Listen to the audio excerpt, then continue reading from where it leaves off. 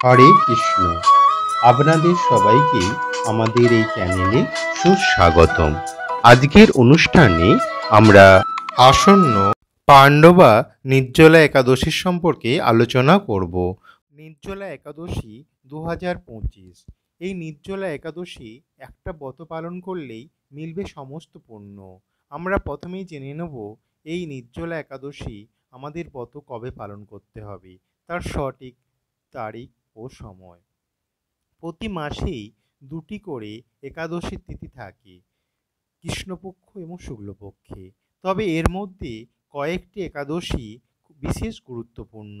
জ্যৈষ্ঠ মাসের শুক্লপক্ষের একাদশীর তিথিতে পালন করা হয় নির্জলা একাদশী। শাস্ত্র অনুসারে এই একাদশী অত্যন্ত গুরুত্বপূর্ণ। নির্জলা একাদশীকে ভীম একাদশী বা ভীমসেনী একাদশী বা পাণ্ডবা নির্জলা একাদশীও বলা হয়। এই একাদশীর উপবাসে অন্ন ও জল গ্রহণ করা যায় না, সেই কারণে এই একাদশীর নাম নির্জলা একাদশী।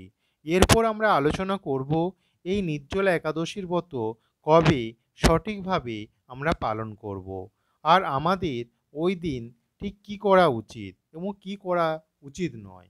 এই একাদশী সঠিকভাবে পালন করলে পুণ্য লাভ হয়।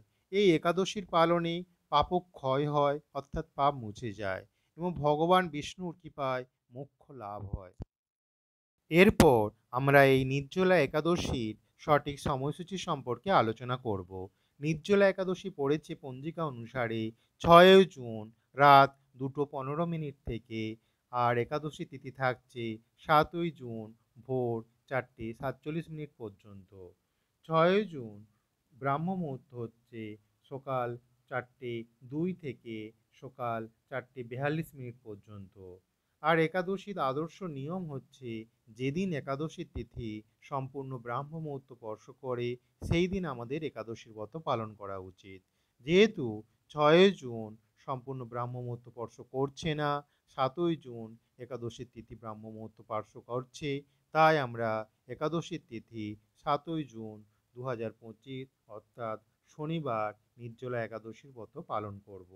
আর পারণ ঠিক তার পরের দিন 8 জুন 2025 রবিবার সকাল 4:51 থেকে সকাল 7:17 মধ্যে আমাদের পারণ সম্পন্ন করতে হবে।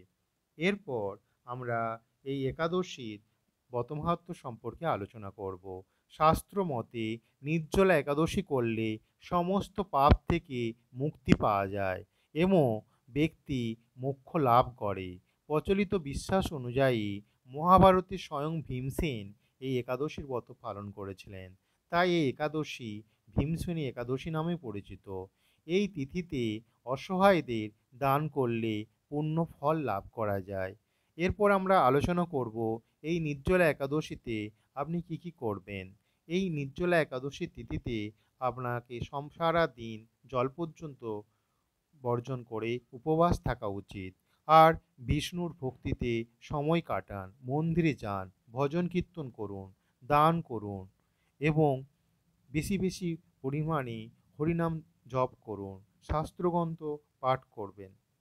আর কি কি করবেন না, অন্ন জল পর্যন্ত গ্রহণ করবেন না, রসুন পেঁয়াজ আমিষ জাতীয় খাবার গ্রহণ করবে না, কাউকে অপমান করবেন না এবং কারো সম্পর্কে মনের মধ্যে নেতিবাচক চিন্তা ভাবনা উৎপন্ন করবেন না, ক্ষৌণ কর্ম করবে না, মিথ্যা ভাষণ মিথ্যা কলহ সম্পূর্ণ নিষেধ।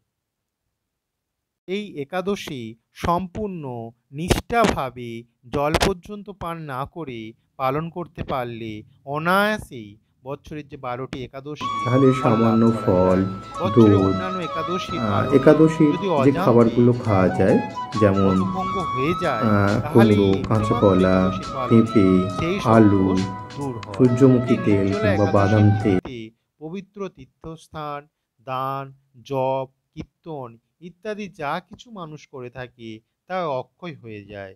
যে ব্যক্তি ভক্তি সহকারে এই একাদশীর মাহাত্ম্য পাঠ বা শ্রবণ করেন তিনি বৈকুণ্ঠ ধাম প্রাপ্ত হয়। হরে কৃষ্ণ। ভগবান শ্রী বিষ্ণুর কৃপায় আপনাদের জীবন মঙ্গলময় হয়ে উঠুক এই প্রার্থনা করে আজকের ভিডিও এখানেই শেষ করছি। যদি আপনাদের এই ভিডিওটি ভালো লেগে থাকে তবে অবশ্যই লাইক, কমেন্ট এবং শেয়ার করতে ভুলবেন না এবং আমাদের চ্যানেলটিকে সাবস্ক্রাইব করে আমাদের পাশে থাকুন।